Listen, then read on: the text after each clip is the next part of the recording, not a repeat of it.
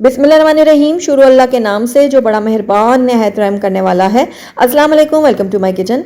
आज मैं आपसे शेयर करूंगी बिल्कुल फूड स्ट्रीट स्टाइल आलू टिक्की बन कबाब की रेसिपी, जो बहुत ही स्पाइसी और चटपटा सा बन के तैयार होगा। इसके साथ बनने वाली तमाम चटनियों की रेसिपी भी मैं आपको दूंगी, तो ज़रूर आपने ट्राई करना है। और मैं आपको दिखाती हूँ कितना कलरफुल लग रहा है। ये देखिए, बहुत ही कलरफुल और बहुत ही मज़ेदार बनता है। दिखने में ये जितना अच्छा लग रहा है ना, खाने में ये उससे ज़्यादा मज़ेदार था। तो ज़रूर आप ट्राई कीजिएगा। तो चलिए फटाफट से इस मज़ेदार सी रेसिपी को बनाना शुरू करते हैं। तो आलू टिक्की बन कबाब बनाने के लिए सबसे पहले हमने यहाँ पर ले लिए उबले हुए आलू, और यहाँ पर मैंने तकरीबन 6 से 7 अदद दरमियाने साइज़ के आलू लिए थे, जिनको पहले मैंने छील लिया था। उसके बाद उनको मैंने बॉईल किया थोड़ा सा नमक डालकर। अब इनको हम करेंगे कद्दूकश। तो ये कद्दूकश की मदद से मैं इनको ग्रेट कर रही हूँ। अगर आप चाहें तो हाथों की मदद से भी इनको अच्छी तरह से मैश कर सकते हैं, लेकिन आलू को बिल्कुल बारीक होना चाहिए। तो ये देखिए, सारे आलूओं को मैंने अच्छे से ग्रेट कर लिया है। ये देखिए इस तरह से। तो आलूओं को अच्छी तरह ग्रेट करने के बाद अब इसका हम अगले स्टेप की तरफ चलते हैं। तो यहाँ पर मैंने एक पैन ले लिया और इसके अंदर मैं ऐड कर दूँगी 2 खाने के चम्मच भरकर ऑयल। ऑयल जैसे ही थोड़ा सा गर्म हो जाएगा तो इसके अंदर मैं प्याज ऐड करूँगी। तो एक छोटे साइज़ की प्याज मैंने ली थी, जिसको मैंने बारीक चॉप कर लिया है। तो ये मैंने डाल दिया है पैन के अंदर, और इसको अब मैं हल्का सा फ्राई कर लूँगी। हमने इसको कलर नहीं देना, बस हल्का सा फ्राई करेंगे कि ये थोड़े से नरम हो जाएँ। उसके साथ ही इसके अंदर मैं ऐड कर दूंगी हरी मिर्चें बारीक कटी हुई। तो ये आप अपने टेस्ट के अकॉर्डिंग डाल सकते हैं। मैंने 3 से 4 अदद बारीक कटी हुई हरी मिर्चें इसमें ऐड की हैं।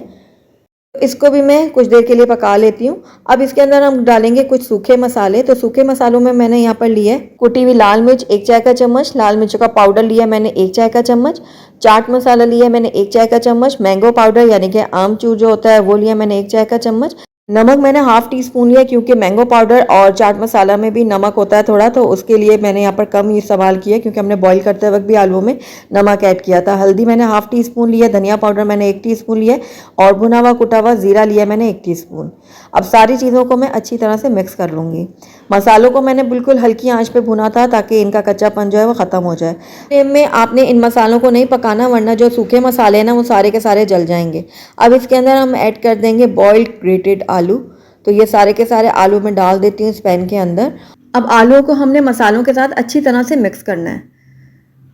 तो फ्लेम को मैंने अभी भी लो रखा हुआ है, और लो फ्लेम में मैं आलूओं को मसाले के साथ थोड़ा सा भून लूँगी, ताकि सारे फ्लेवर जो है ना मसालों के वो आलूओं के अंदर अच्छी तरह से आ जाएं। तो सारे मसाले और आलू जो हैं वो अच्छी तरह से मिक्स हो चुके हैं। अब इस टाइम पे आकर इसके अंदर मैं लेमन जूस ऐड करूँगी। तो आधा खाने का चम्मच मैंने इसके अंदर लेमन जूस ऐड किया, और इसको भी मैं अच्छी तरह से मिक्स कर लूँगी। तो ये देखिए, लेमन जूस को भी मैंने अच्छी तरह से मिक्स कर लिया। तो हमारे आलू टिक्की के जो मिक्सचर है ना ऑलमोस्ट डन है। अब इसको मैं एक बाउल में निकाल लूँगी, ताकि हमारा जो ये मिक्सचर है ना वो जल्दी से ठंडा हो जाए। तो जब थोड़ा सा ये ठंडा हो जाएगा तो उसके बाद इसके अंदर मैं ऐड करूँगी ब्रेड क्रम्स, जो बाइंडिंग का काम देंगे। तो तकरीबन 3 खाने के चम्मच भर कर इसके अंदर मैंने ब्रेड क्रम्स ऐड किए हैं, और उसके बाद इसके अंदर मैं डालूंगी हरा धनिया। तो खूब सारा हरा धनिया मैंने काट कर इसके अंदर ऐड कर दिया। अब इन दोनों चीज़ों को भी मैं आलूओं के साथ अच्छी तरह से मिक्स कर लूँगी। तो ये लीजिए, हमारी जो आलू टिक्की की जो स्टफिंग है ना बिल्कुल रेडी हो चुकी है। अब इसके आपने टिक्कियाँ तैयार कर लेनी है। जितने बड़े बंद आपके पास हैं उस हिसाब से आप टिक्कियाँ तैयार कर लें। तो मैं चूँकि यहाँ पर छोटे बंद का इस्तेमाल कर रही हूँ, इसलिए मैं यहाँ पर बहुत ज़्यादा बड़ी टिक्कियाँ नहीं बनाऊँगी। तो ये देखिए, इस तरह से हम सारी टिक्कियाँ जो हैं वो रेडी कर लेंगे। तो ये देखिए, सारी टिक्कियों को मैंने रेडी कर लिया है। तो इसको अब हम एक तरफ रख देते हैं। यहाँ पर हम इसके लिए ज़बरदस्त सा सॉस तैयार करते हैं। तो यहाँ पर मेयोनीज़ ले लिए मैंने हाफ कप, और इसके अंदर मैं ऐड कर दूँगी चिल्ली गार्लिक सॉस। तो तकरीबन 1 खाने का चम्मच मैं इसके अंदर चिल्ली गार्लिक सॉस ऐड कर रही हूँ। उसके बाद इसके अंदर मैं ऐड करूँगी पेपरिका पाउडर। तो तकरीबन 1/4 टीस्पून मैंने इसके अंदर पेपरिका पाउडर भी ऐड कर दिया। अब तीनों चीज़ों को मैं अच्छी तरह से मिक्स कर लूँगी। अगर आपके पास पेपरिका पाउडर नहीं है ना तो आप इसको स्किप कर सकते हैं। तो बस अच्छी तरह से मैंने तीनों चीज़ों को मिक्स कर लिया, और ये हमारा ज़बरदस्त सा जो सॉस है वो बनकर रेडी हो गया है। तो अब दूसरी तरफ हम एक और स्पाइसी सी हरी चटनी तैयार कर लेते हैं। तो उसके लिए मैंने यहाँ पर ले लिया है 1 कप दही, और इसके अंदर कुछ हरे मसाले हम ऐड करते हैं। उसमें मैंने यहाँ पर 1 मुट्ठी ली है हरा धनिया, और कुछ पत्तियाँ मैंने पुदीने की ले ली हैं। तो दोनों चीज़ें डाल देंगे इस जार के अंदर। उसके बाद यहाँ पर मैंने लिया हरी मिर्च। तो एक बड़े साइज़ की हरी मिर्च थी, जिसको काट लिया है मैंने, और 2 जवे मैंने लहसुन लिए, उनको भी काट कर मैंने इसके अंदर ऐड कर दिया है। اب کچھ सूखे मसाले इसके अंदर ऐड करते हैं। तो सबसे पहले इसके अंदर जाएगा नमक, बिल्कुल थोड़ा सा नमक मैंने इसके अंदर ऐड किया, आप अपने टेस्ट के अकॉर्डिंग डाल सकते हैं। साथ ही इसके अंदर काला नमक मैंने ऐड किया है थोड़ा सा। उसके बाद भुना हुआ कुटा हुआ सफ़ेद ज़ीरा इसमें मैंने ऐड किया 1/2 टीस्पून, और सारी चीज़ों को मैं अच्छी तरह से ब्लेंड कर लूँगी। तो ये देखिए सारी चीज़ें अच्छे से ब्लेंड हो गई हैं। तो बस इसको मैं निकाल लूँगी एक बाउल के अंदर, और इसको कवर करके एक तरफ हम रख देते हैं, और उसके बाद हम अगले स्टेप की तरफ चलते हैं। तो यहाँ पर मैंने एक दूसरा बाउल ले लिया और उसके अंदर हम डालेंगे अंडा। तो आप अपने हिसाब से जितनी आपको ज़रूरत है कबाब तलने की, उस हिसाब से अंडे ले लें। मैं 4 की सर्विंग्स बना रही हूँ ना, तो उसके लिए एक अंडा काफ़ी होगा। तो अब इसको मैंने बहुत अच्छी तरह से फेंटना है कि ये फ्लफ़ी हो जाए। तो ये देखिए अंडा बहुत अच्छी तरह से फ्लफ़ी सा हो गया, फूल चुका है। ये देखिए इस तरह से हमने फेंटना है अंडे को। अब हम अपने कबाब जो है वो फ्राई कर लेते हैं। तो यहाँ पर मैंने पैन में ऑयल डाल के गर्म करने रख दिया था। अब एक एक करके कबाब जो है वो मैं अंडे में डिप करूँगी और पैन में शामिल करती जाऊँगी। तो सारे कबाबों को मैं इसी तरह से अंडे में डिप करती जा रही हूँ और पैन में डालती जा रही हूँ। तो एक अंडा जो है वो 4 कबाबों के लिए बिल्कुल परफेक्ट है। अगर आपको ज़्यादा कबाब तलने ना, आप उसी हिसाब से अंडों को फेंट लीजिएगा। तो ये चौथा कबाब भी मैंने डाल दिया पैन के अंदर, और इसको अब मैं फ्राई करूँगी मीडियम लो फ्लेम में, ताकि ऊपर से अच्छा गोल्डन कलर आए। अगर हम हाई फ्लेम में करेंगे ना फ्राई, तो फ़ौरन से ऊपर अंडे में कलर आ जाएगा। तो हमने वो नहीं करना, हमने मीडियम लो फ्लेम में इनको फ्राई करना है। तो एक तरफ से इनका कलर आ गया, इनको मैं पलट लेती हूँ। अब दूसरी तरफ से भी मैं इसी तरह से इनको गोल्डन होने तक फ्राई कर लूँगी। तो हमारे जो कबाब है ना वो अच्छे से फ्राई हो चुके हैं। तो बस अब निकाल लेती हूँ मैं इनको एक प्लेट में। तो ये देखिए कितनी ज़बरदस्त तैयार हुई है हमारी आलू की टिक्की। आप चाहें तो इसको ऐसे भी खा सकते हैं हरे रायते के साथ, बहुत ही मज़ेदार लगेगी। तो बस सारी जो टिक्की हैं ना उनको निकाल लेती हूँ मैं एक प्लेट में इस तरह से। तो आइए अब हम अगले स्टेप की तरफ चलते हैं। तो दूसरी तरफ मैंने यहाँ पर एक तवा ले लिया और उसको मैंने गर्म होने के लिए रख दिया। अब इसके ऊपर हम अपने बन को सेकेंगे। तो मैं यहाँ पर छोटे वाले बन का इस्तेमाल कर रही हूँ, जिसे पाव भी कहा जाता है।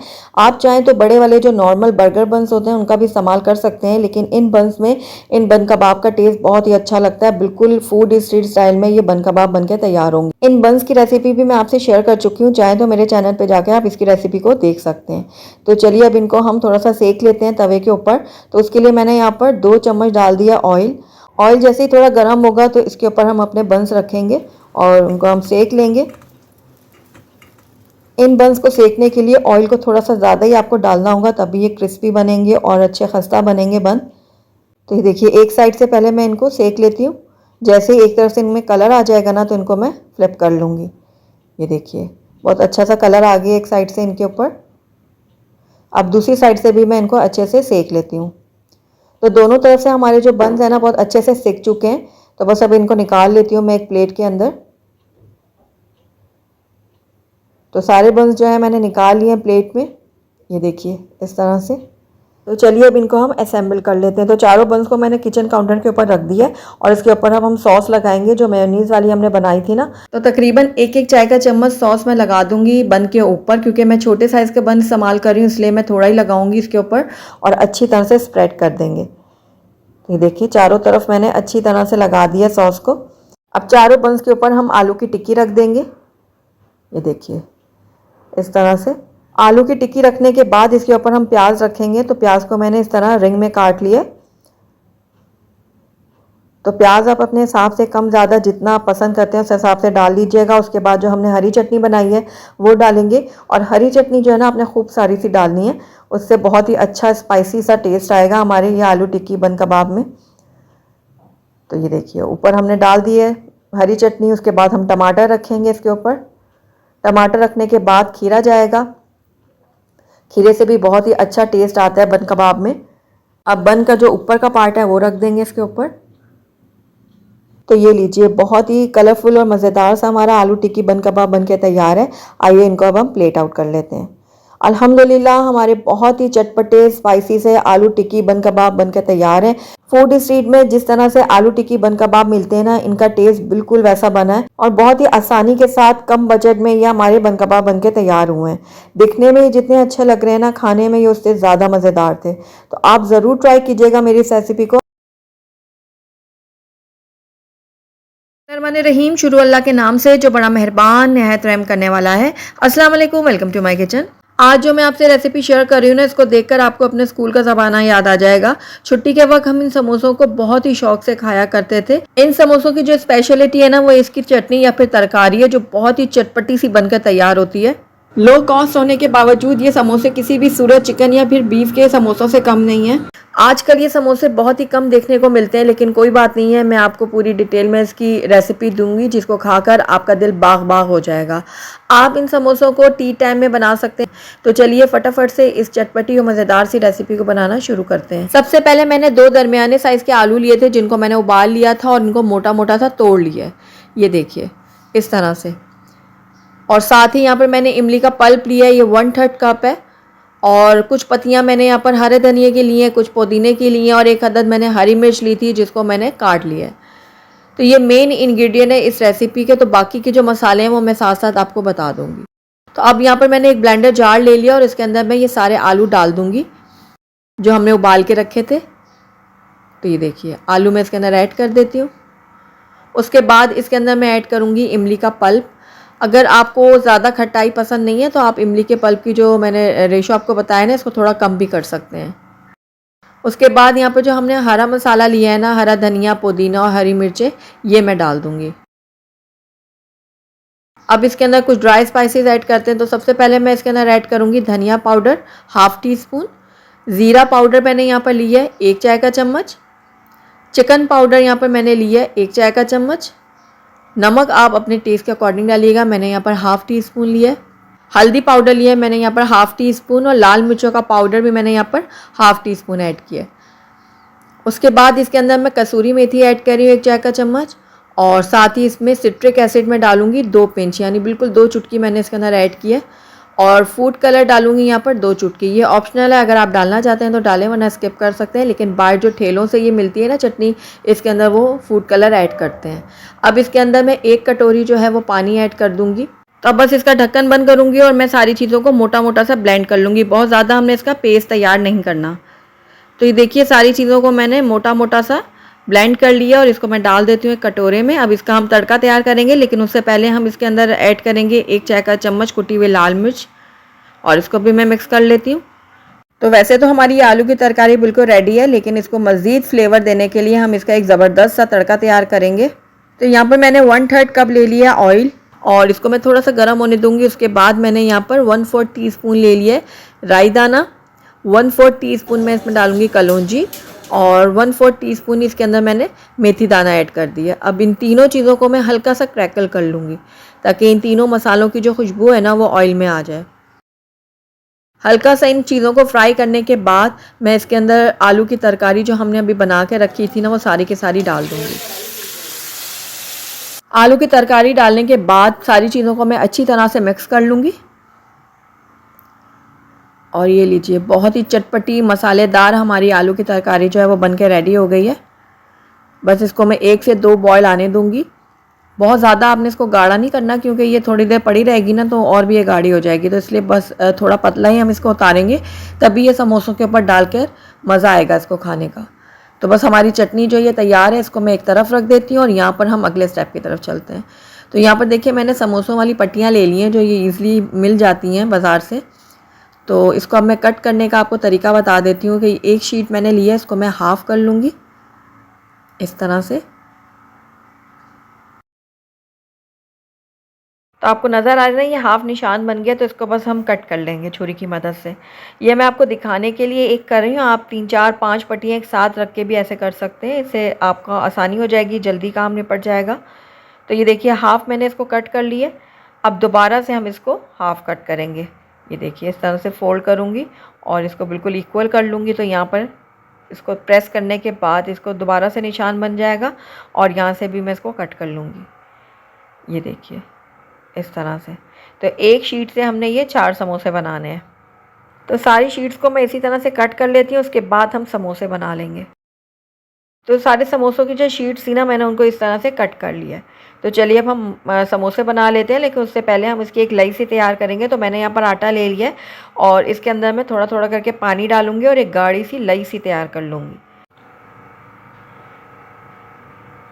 ये देखिए इस तरह से हमने एक गाढ़ी सी लई तैयार कर ली है। अब हम समोसे बनाना शुरू करते हैं। तो एक पट्टी मैंने ली है और इसका जो एक किनारा है ना, इसको पकड़ के मैं इस कोने से मिला दूँगी। ये देखिए, उसके बाद इसको उठाऊंगी और ऊपर की तरफ एक कोने से मिला दूंगी।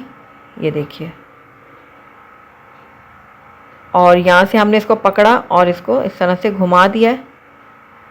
اب جو ہم نے لئی تیار کی ہے نا اس کے اوپر ہم یہاں لگا دیں گے. تو اچھی طرح سے ہم لگائیں گے اس طرح سے, اور اس کے بعد ٹائٹ سے دوبارہ سے بند کروں گی میں.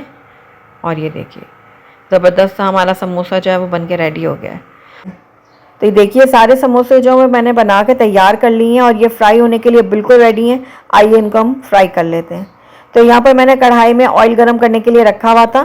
اب اس میں یہ سموسے ڈالوں گی اور میڈیم ہائی فلیم میں ان کو فرائی کر لوں گی.